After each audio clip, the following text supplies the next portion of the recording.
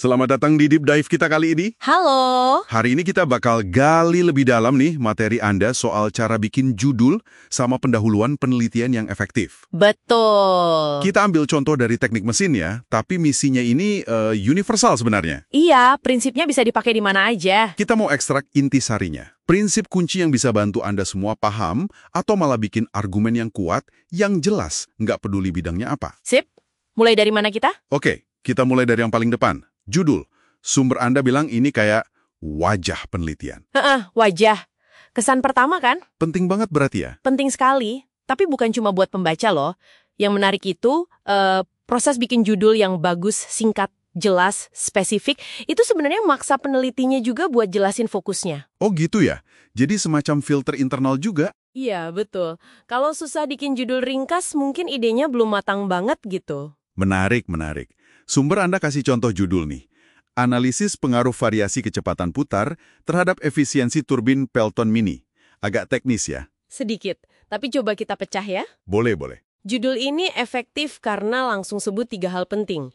1, apa yang diubah-ubah, variabel bebasnya, itu kecepatan putar. Oke. 2, objeknya apa? Turbin Pelton Mini. Ini turbin air kecil gitu. Oke. 3, apa yang mau diukur? Tujuannya, efisiensi. Jadi langsung ketahuan semua ya variabel, objek, tujuan, informatif banget. Nah, itu dia. Bandingin sama judul misalnya, penelitian tentang turbin. Wah, luas banget itu. Iya, nggak jelas turbin apa, apanya yang diteliti kan.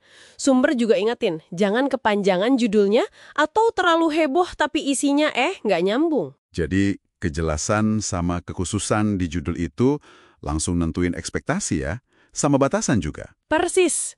Kayak subjek email gitu, harus to the point. Ini fondasi komunikasi efektif, bukan cuma aturan akademis. Oke. Paham soal judul. Nah, setelah wajah atau gerbangnya beres, kita masuk ke dalam, ke pendahuluan. Sip. Sumber bilang ini peta penelitian. Gimana cara nyusun peta ini? Peta ini menurut sumber Anda biasanya punya 3 bagian utama.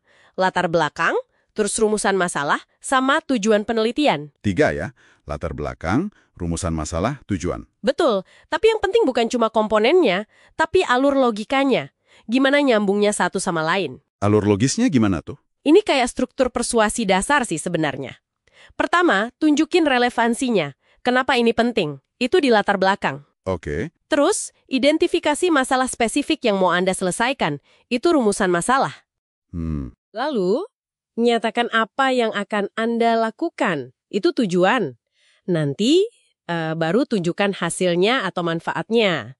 Sumber ada kasih contoh alur latar belakang kan ya? Iya, betul. Dimulai dari yang gede dulu, isu umum. Misalnya, efisiensi mesin itu penting banget. Oke, konteks umum. Terus ngerucut ke area spesifik yang mungkin belum banyak diteliti atau ada pertanyaan belum kejawab. Ini yang sering disebut celah atau gap penelitian. Oh, gap penelitian. Oke. Contohnya, belum banyak nih yang dalami peran sudut pengapian. Sudut pengapian itu setelan di mesin. Nah, akhirnya fokus ke riset spesifik Anda. Pengaruh sudut pengapian itu ke konsumsi bensin di motor 4 tak, jenis mesin yang umum banget. Jadi dari umum ke celah, terus ke fokus kita ya? Betul. Alur ini yang membangun justifikasi kenapa riset Anda itu penting dan perlu dilakukan. Jadi nunjukin gap itu kuncinya buat bilang, ini loh kenapa kerjaan saya dibutuhin. Tepat sekali. Nah, setelah konteks sama justifikasinya dapat di latar belakang, baru masuk ke rumusan masalah. Oke. Ini jadi pertanyaan inti yang tajam, yang fokus. Misalnya, bagaimana sih pengaruh sudut pengapian X terhadap konsumsi bahan bakar Y? Pertanyaan spesifik ya? Iya. Atau apa dampaknya ke emisi Z? Pokoknya pertanyaan yang bisa dijawab sama penelitian Anda nanti. Terus tujuan penelitian tinggal ngejawab pertanyaan tadi secara langsung. Benar sekali. Kalau rumusan masalah nanya bagaimana pengaruh X terhadap Y, tujuannya ya bilang untuk menganalisis hubungan X dengan Y. Oh, langsung nyambung gitu ya? Lugas banget. Sangat lugas dan harus terkait langsung, nggak boleh melenceng. Sumber juga nyinggung soal manfaat penelitian. Ini buat apa lagi? Ini buat jawab pertanyaan, terus kenapa atau apa gunanya hasil riset ini nanti?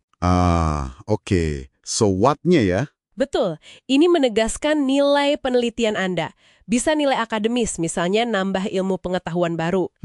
Atau nilai praktis, misalnya hasilnya bisa dipakai industri buat bikin mesin lebih irit, atau lebih ramah lingkungan, dan sebagainya. Jadi ini melengkapi gambaran ya, kenapa riset ini layak dan hasilnya berguna. Persis. Oke, jadi kalau kita rangkum nih ya, apa artinya semua ini buat Anda yang dengerin? Intinya gini, judul itu gerbangnya, pendahuluan itu petanya. Betul. Struktur yang kokoh, maksudnya judul yang jelas, terus pendahuluan yang logis ngalirnya dari latar belakang, ke masalah atau celah, ke tujuan, sampai ke manfaat. Itu bikin argumen atau proposal apapun jadi jauh lebih kuat, lebih gampang dipahami, lebih meyakinkan. Dan ini bukan cuma buat skripsi atau tesis aja loh ya. Nah, itu dia.